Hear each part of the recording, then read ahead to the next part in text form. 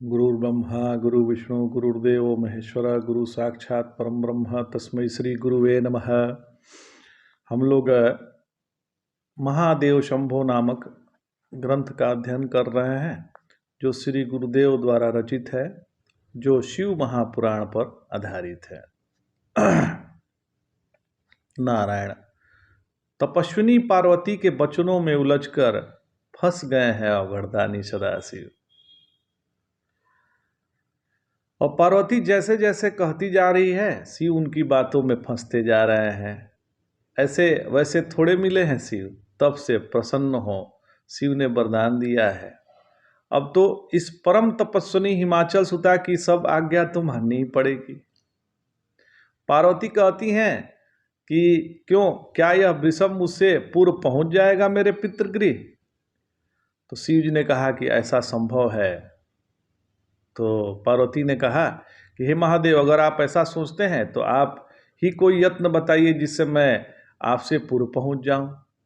आप तो योगी राज हैं, योग का कुछ बल मुझे भी प्रदान कर दीजिए।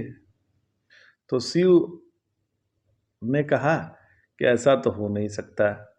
तो कैसा? तो हम दोनों साथ ही चले। तो पार्वती ने कुछ नहीं समझकर पूछा कि ऐसा कैसे संभव है? ऐसे कैसे संभव है कि हम दोनों साथ चलें? तो शिव जी ने कहा कि इस वृषभ पर हम दोनों सवार हो लें, इस तरह एक साथ पहुंच जाएंगे।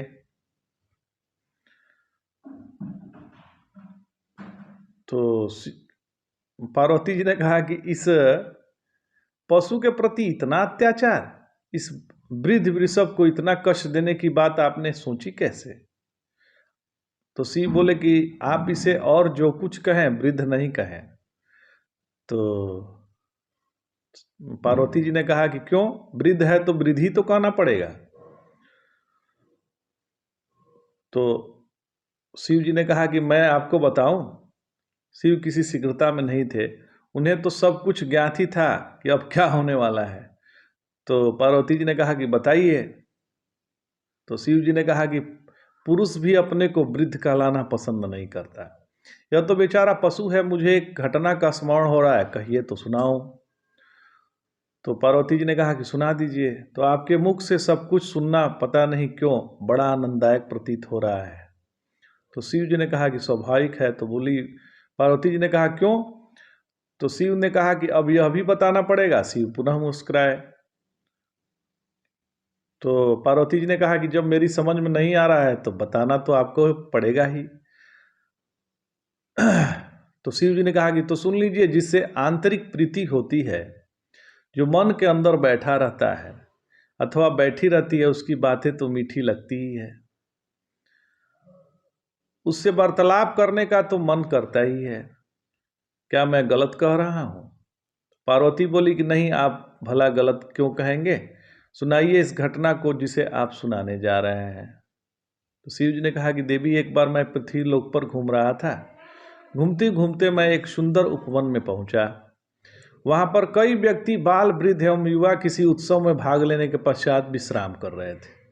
मैं भी वहीं एक खाट देखकर उस पर बैठकर विश्राम करने लगा।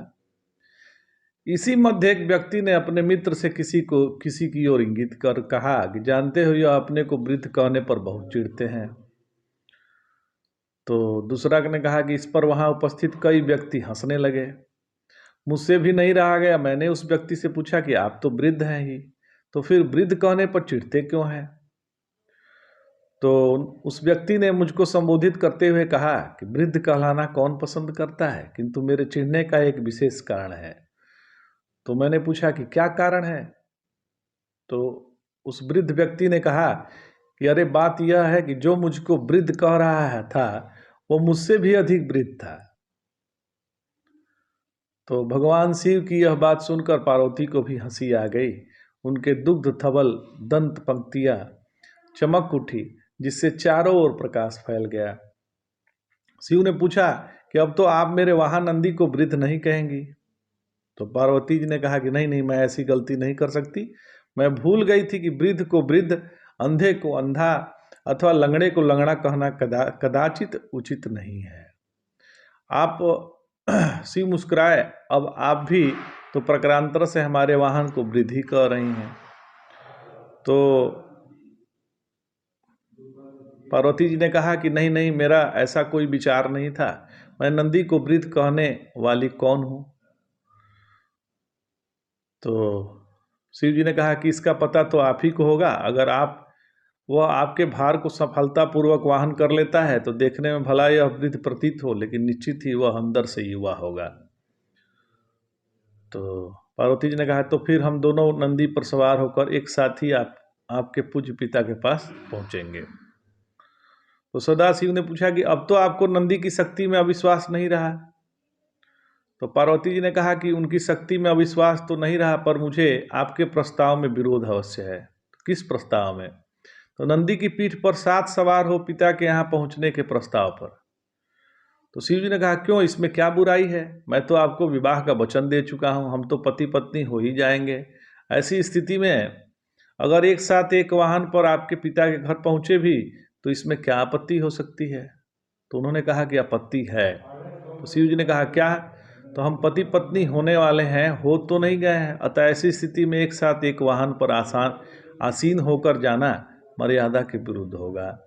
माता पिता की बात तो पृथक, मैं स्वयं ही आपके साथ नंदी पर आसीन होने को प्रस्তুत नहीं हूँ, पार्वती ने स्पष्ट शब्दों में कह दिया। तो शिव जी ने कहा कि तब तो एक ही यत्न बचता है। तो कौन सा?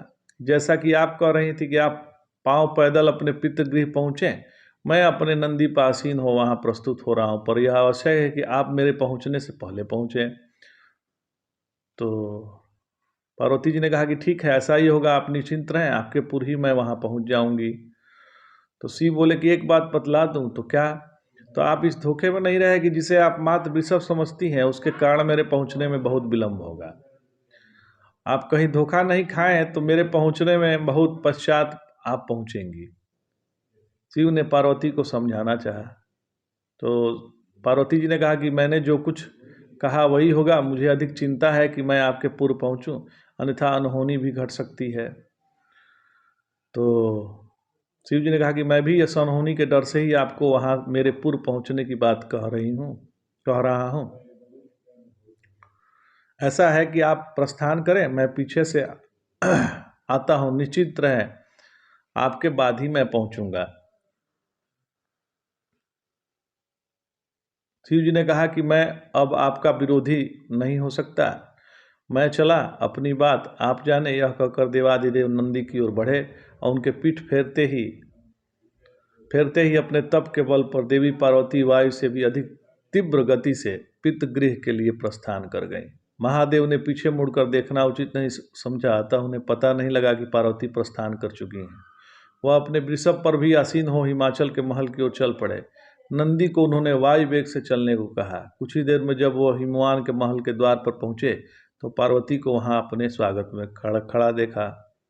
भगवान शिव का आश्चर्य अपनी प्रकाष्ठा पर था। वह पार्वती से पूछ ही बैठे, यह कैसा चमत्कार है? मैं नंदी के पैरों थोड़े आ रहा हूँ, मैंने तो उसे वायु वेग से चलने को कहा, फिर भी आप मुझसे पूर्व यहाँ कैसे पहुँच गई? तो आप तो योगी राज हैं, सर्वज्ञाता हैं, आपको यह प्रश्न पूछना उचित नहीं है। आप स्वयं समझ ले कि मैं आपके पूर्व कैसे आ गई। मैंने तो आपको वचन दिया था कि मैं आपके पहुंचने के पूर्व वहां उपस्थित रहूंगी।